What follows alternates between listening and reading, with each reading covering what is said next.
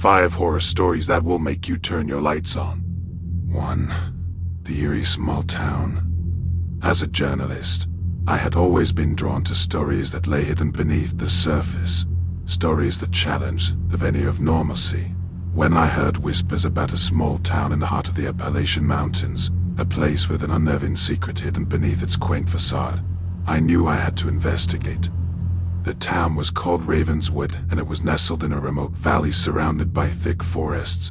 Its picturesque streets were lined with charming cottages, and the townsfolk were polite and welcoming. On the surface, Ravenswood appeared to be the epitome of a tranquil, idyllic community. My first impression of the town was one of serenity, but the longer I stayed, the more I began to notice the subtle undercurrents of unease. There was an air of secrecy that hung in the air, a feeling that there were things the townspeople were not willing to talk about. My investigation began with interviews with the locals. I asked about the town's history, its traditions, and its people, but the responses were evasive, filled with nervous glances and hesitant pauses. It was as if the town had something to hide. One evening, as I was sipping coffee in a quaint cafe, I overheard a hushed conversation at the neighboring table. The locals were speaking in low voices, their faces pale with fear. They mentioned the mines and the darkness, and my curiosity was piqued. I decided to dig deeper, and I soon discovered that Ravenswood had a network of abandoned mines that stretched deep into the mountainside. These mines were said to be haunted, cursed by the memories of a tragic mining accident that had occurred over a century ago. The more I learned, the more convinced I became that these mines held the key to the town's unnerving secret. I decided to explore them, to uncover the truth that the townsfolk was so desperate to conceal. With a flashlight in hand, I descended into the darkness of the mines. The air was cold and damp, and the tunnels stretched endlessly in every direction. It was a labyrinthine maze, and I felt a growing sense of isolation as I ventured deeper into the depths. The further I went, the more unsettling things became. The walls of the mine were adorned with strange symbols and crude drawings that seemed to depict scenes of unimaginable horror.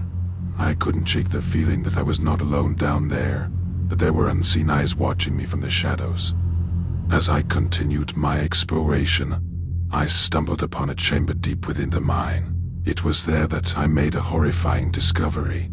An altar covered in dried blood, surrounded by candles and strange, otherworldly artifacts. The air was thick with an oppressive, malevolent energy that seemed to seep into my very soul. I recoiled in horror, my heart pounding in my chest. It was clear that Ravenswood was not the idyllic town it appeared to be. The mines held a dark secret, a sinister presence that had plagued the town for generations. As I made my way back to the surface, a feeling of dread washed over me. I knew that I had stumbled upon something far more sinister than I had ever imagined. The townsfolk were not merely guarding a long-buried secret. They were part of something ancient and malevolent, something that had bound them to the darkness of the mines. My investigation had led me to the heart of a nightmare, a town where the quaint facade masked a horrifying truth.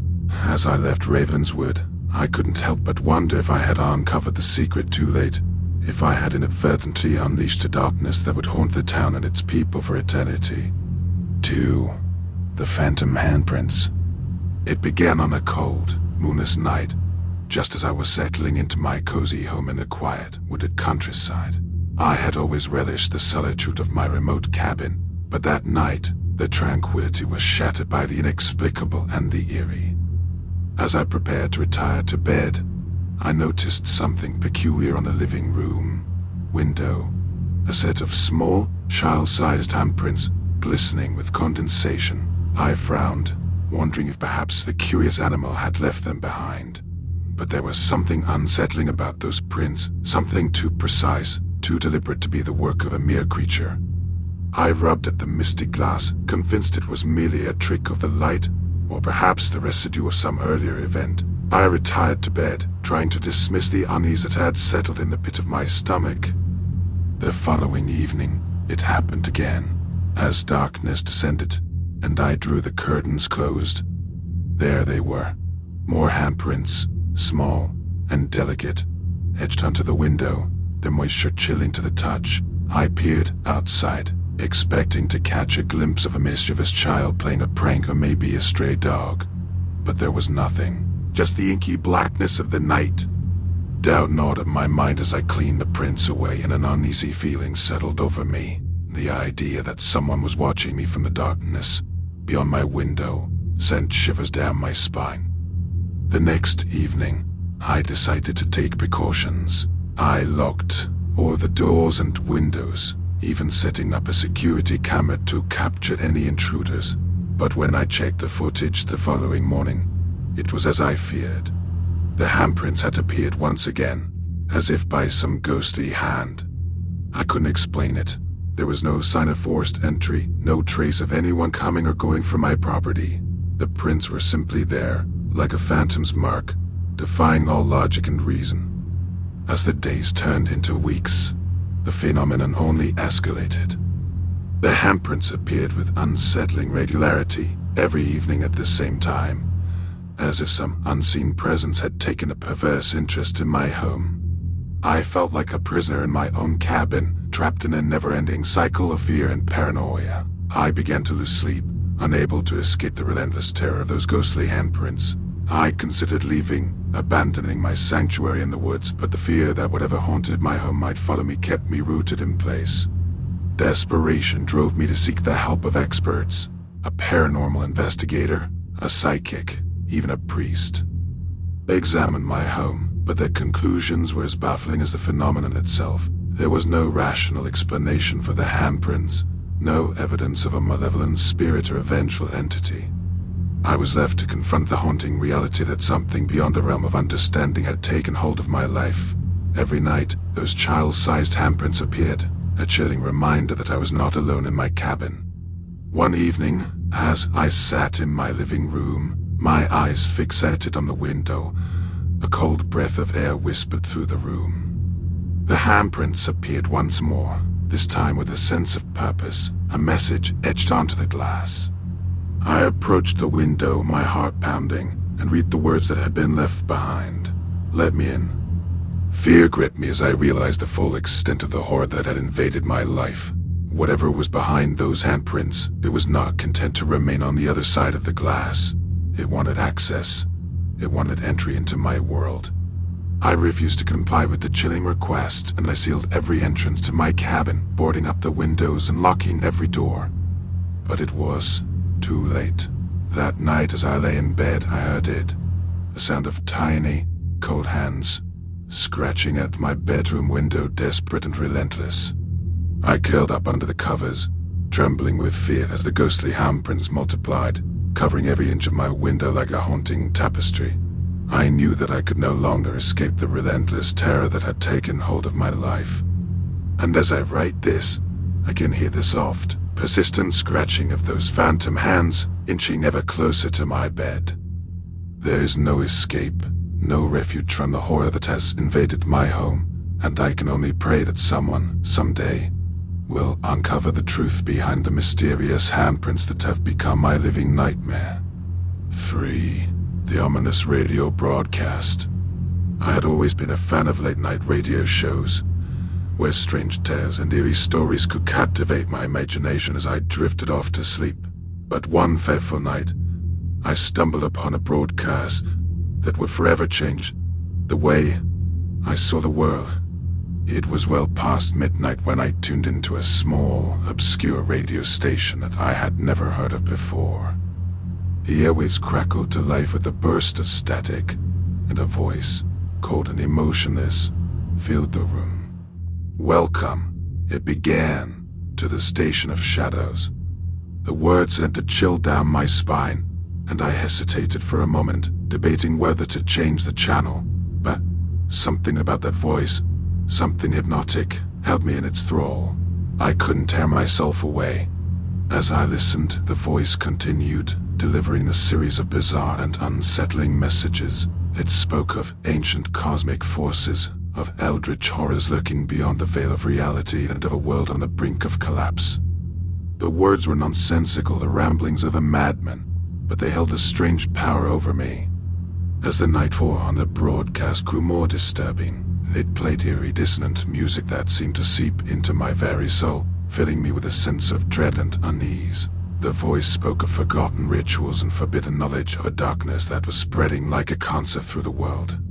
I couldn't tear myself away from the radio, even as the words and music wormed their way into my mind, filling me with the growing sense of despair. It was as if the broadcast had cast a spell over me, a malevolent enchantment that I could not break. Then something even more unsettling happened. The voice began to address me directly, as if it knew I was listening. "Do you hear us?" it asked, its tone filled with a cruel, mocking laughter. I couldn't respond. My throat constricted with fear, but the voice seemed to hear my thoughts. "You cannot escape," it whispered, its words a venomous hiss. "You are ours now." I slammed my hand down on the power button, desperate to silence the broadcast, but the radio remained on, its cold, relentless voice continuing to fill the room. I pulled the plug, but the voice persisted, echoing in my mind like a haunting refrain. I stumbled out of my room, my heart pounding, and realized that the voice was not just in the radio. It was everywhere. It whispered from the walls, it murmured from the shadows, and it echoed in the depths of my own mind. I tried to flee my home, to escape the suffocating presence of the broadcast, but the world outside was no refuge. I could hear the voice in the rustling leaves, in the distant howling of the wind, and in the hollow eyes of the people I had passed on the street. Days turned into weeks, and I became a prisoner of the ominous radio broadcast.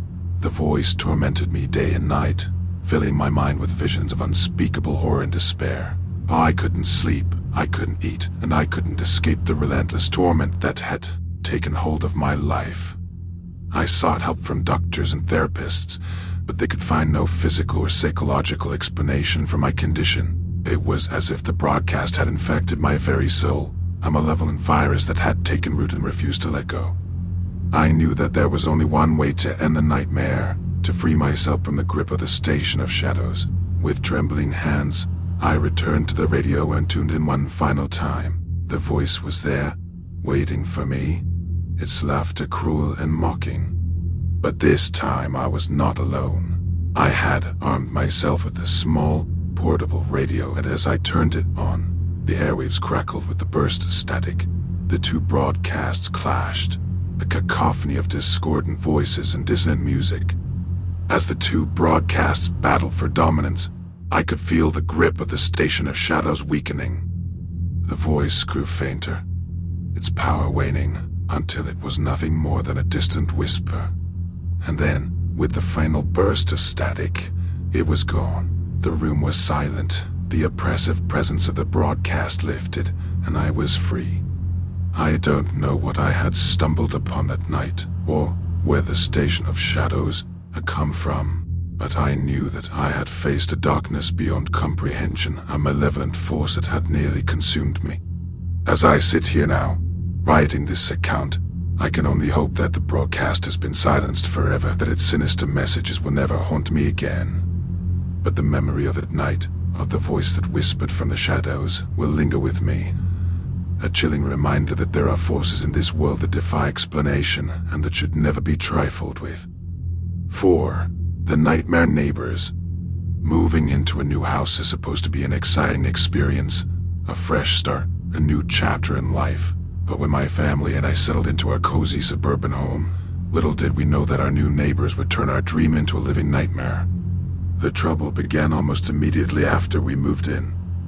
Our neighbors, the Andersons, seemed friendly at first, but it didn't take long for their true colors to emerge. They were loud, obnoxious, and inconsiderate, throwing raucous parties late into the night, blaring music, and shouting at all hours. At first, we tried to be patient, hoping that they would settle down, but as weeks turned into months, the noise only escalated. Sleepless nights and frayed nerves became our new normal, and my family's peace of mind began to crumble. Then, strange things started happening. Our mail began to disappear, important packages going missing without a trace. Our garden was vandalized, and our pets, a cat named Whiskers and a dog named Max, began acting strangely, as if they sensed something was terribly wrong. One evening, as I was taking out the trash, I spotted Mr. Anderson in his backyard, digging a deep, unnaturally shaped hole. His face was twisted in a manic grin as he glanced in my direction, his eyes cold and lifeless. It sent a shiver down my spine, and I couldn't shake the feeling that there was something deeply unsettling about him. Desperate for some relief, we decided to call the police to complain about the noise and the vandalism. But when the officers arrived, they did nothing more than issue a warning to the Andersons. It was as if the entire neighborhood was conspiring against us, as if we were trapped in some kind of twisted nightmare. As the days turned into weeks, the Andersons' behavior grew even more disturbing. They would stand at their windows, staring at our house for hours on end, their faces expressionless and emotionless. It was as if they were studying us, plotting our every move. One evening, as I was sitting in my room, I heard a soft, eerie whispering outside my window. I peered out, my heart pounding, and saw Mrs. Anderson standing in our yard, a sinister smile on her face. She was whispering something I couldn't quite make out, her words a chilling, nonsensical chant. I called the police again, frantic and terrified, but once more they dismissed our complaints as mere paranoia. It was as if the entire neighborhood had turned against us, as if we were the ones who were crazy. The breaking point came one fateful night when I awoke to the sound of Max barking furiously. I rushed downstairs, my heart in my throat, and found the back door wide open. Max had escaped, and Whiskers was nowhere to be found. I ventured into the backyard, and that's when I saw it. The gaping, unnaturally shaped hole that Mr. Anderson had been digging months before. It was now open, revealing a dark, foreboding abyss that seemed to stretch into infinity. As I peered into the darkness, I felt a cold, malevolent presence, an overwhelming sense of dread that sent chills down my spine. I knew that something was terribly wrong, that our neighbors were not just annoying, they were something far more sinister. I called the police one final time, desperate for help, but when they arrived, they found nothing amiss. The hole in the backyard had vanished as if it had never existed, and there was no sign of Max or Whiskers. In the end, my family and I had no choice but to leave our once beloved home, to escape the nightmare that had become our life. We left behind a trail of unanswered questions and a sense of unease that would haunt us forever. To this day, I can't help but wonder about the true nature of our nightmare neighbors, about the hole in the backyard and the sinister whispers that plagued our nights. I may never know the answers, but one thing is for certain. We escaped with our lives, and that's all that matters. 5. The Dark Family Secrets. Gathering for a family reunion had always been a bittersweet affair for us. On one hand, it was a chance to reconnect with relatives we hadn't seen in years. On the other, it meant confronting the dark family secrets that had been buried for generations. This year, the reunion was held at our ancestral home, a sprawling old mansion nestled deep in the woods. It was a grand, imposing structure with ivy-covered walls and a history steeped in mystery and tragedy. As we arrived, I couldn't help but feel a sense of foreboding, as if the very walls of the house were whispering tales of the past. The first night was filled with laughter and stories, as cousins, aunts, and uncles shared anecdotes and caught up on each other's lives. But as the evening wore on, the conversation took a darker turn.